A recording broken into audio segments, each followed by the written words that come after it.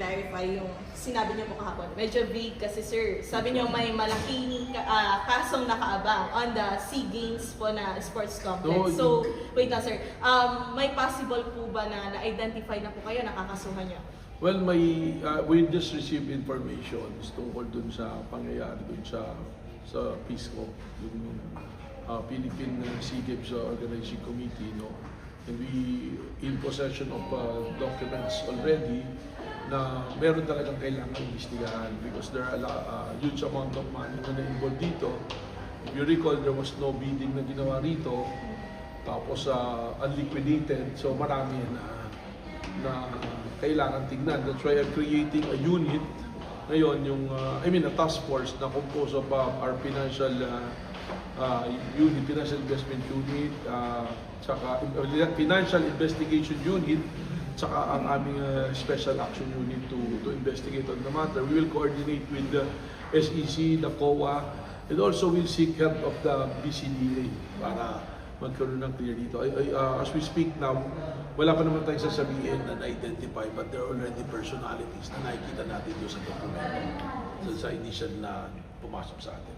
Okay, sir. Sir, bakit, just for the record, bakit po may renewed interest po dito sa pag-imbestiga sa SEA Games? Although, field na siya ng controversies before, and, the head of FISGO was Alan Peter Cayetano. Well, I'm aware of that. Is the chairman of PISCO, So, hindi naman to renewed interest. It so happen na may mga lumabas ngayon na dokumento which will lead us to investigate.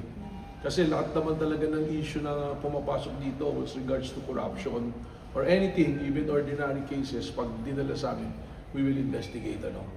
So, it so happen, this is medyo controversial, narinig ko naman yan, nakita ko yung mga news noon.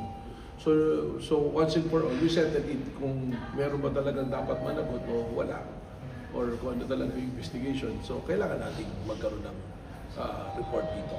Sir, for the record lang, kasi di ba, you were saying yesterday na you have visited the place in Clark for the NBI Academy. Yes, So this is incidental lang po sa pagbisita nyo, just for the record lang. Incidental lang to kasi we are very thankful with BCD for providing us 70 hectares for our NBI Academy.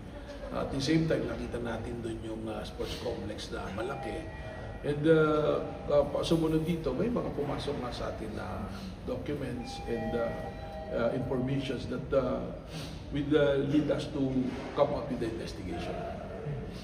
Sir, how can, of course, baka lang makulayan na naman ang politika kasi syempre, hindi kayo, parang lagi kayong nagbabangayan kasi ni Senator Cayetano. So, how can the public be assured na this will be an impartial investigation? Unang-una, hindi naman ako nakikipagbangayan sa kanya. I'm always respectful to everybody, especially to the member of the Senate. It so happens siguro na siya involved dito, no?